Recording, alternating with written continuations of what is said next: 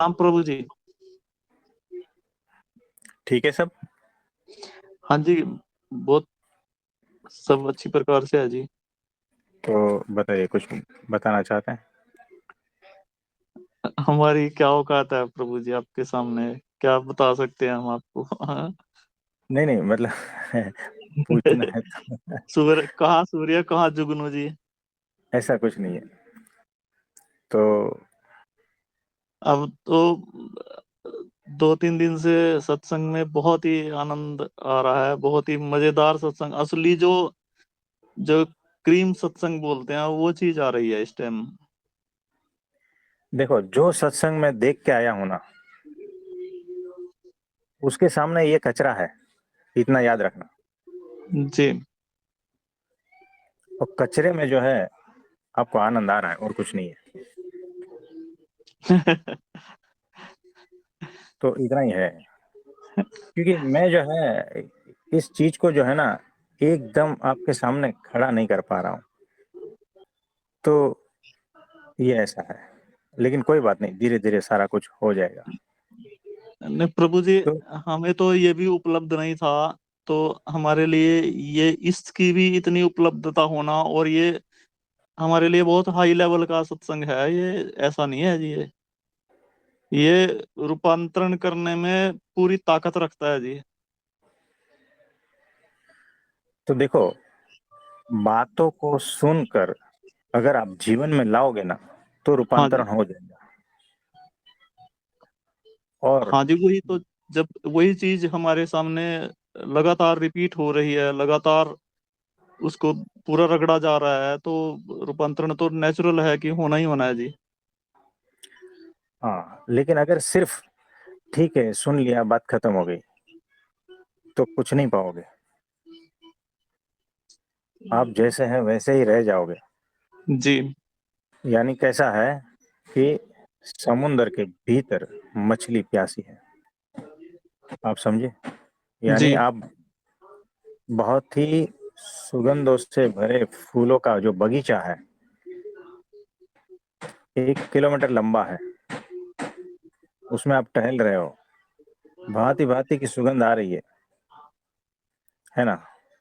जी। आपके बाजू वाले को आ रही है, आपको नहीं आ रही है, क्योंकि आपकी नाक में जो है ना, कुछ ऐसी चीज भरी है जिसकी वजह से वो सुगंध अंदर नहीं जा रही है। जी। तो सत्संग सुनने के बाद भी जो है ना, रूपांतरण परिवर्तन नहीं होता है। ये कोई गारंटी नहीं है कि होगा ही, है ना? यहाँ तो सब अपनी अपनी पात्रता के हिसाब से लेता है शब्द। ऐसा है। तो ऐसा है कि हर चीज यहाँ पर बटी हुई है क्या नहीं? हाँ जी। यानी कुछ अच्छा है, कुछ बुरा है। यानी चीजों को हमने दो हिस्सों में बांट दिया, अच्छा और बुरा। फिर कुछ चीजों को ऐसा बना दिया हमने कि ये जो है संसार है, ये परमात्मा का है ना? कुछ चीजों जी। को ऐसा बांट दिया है कि ये मोक्ष है और ये माया है। फिर कुछ चीजों को ऐसा बना दिया कि ये पॉजिटिव एनर्जी है, ये नेगेटिव एनर्जी है ना? ये परमात्मा का है, ये शैतान का है, ये राक्षस का है। जी। बांटते हैं क्या नहीं, बताओ? हमारा हाँ जी। मन हर चीजों को बांटता है। ये हमारा मन का स्वभाव है। जी।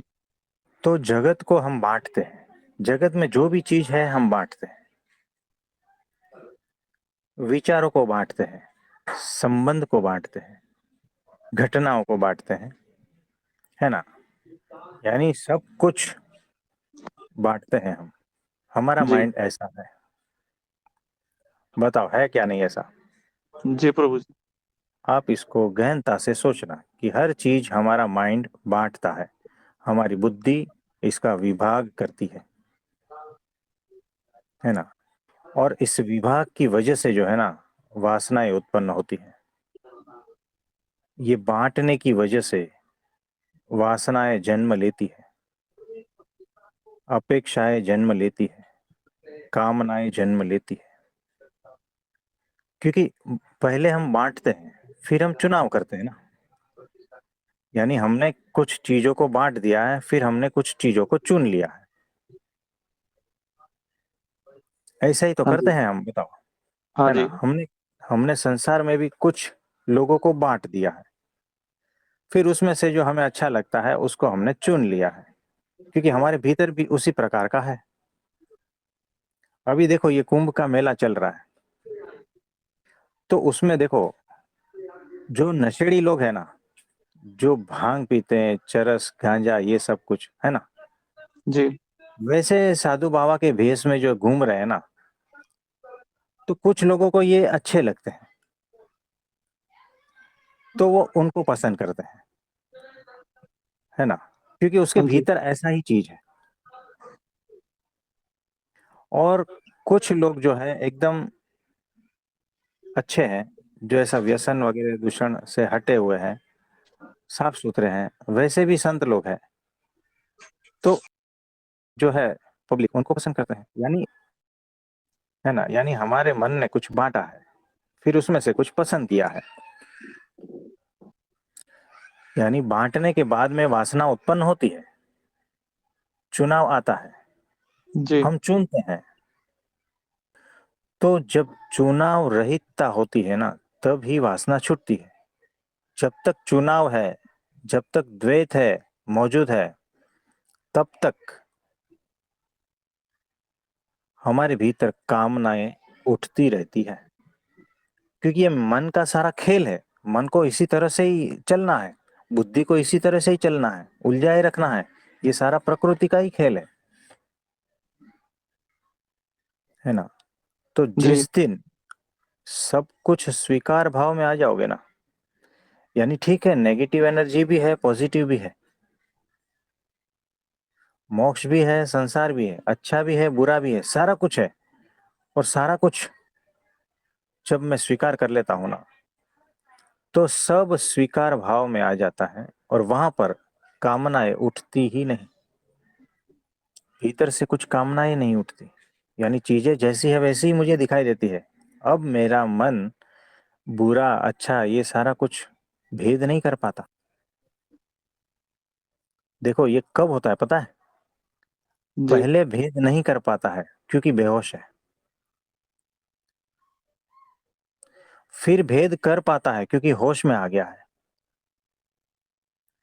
फिर वापस भेद नहीं कर पाता है क्योंकि पूर्ण होश, पूर्ण जागृति आ गई है।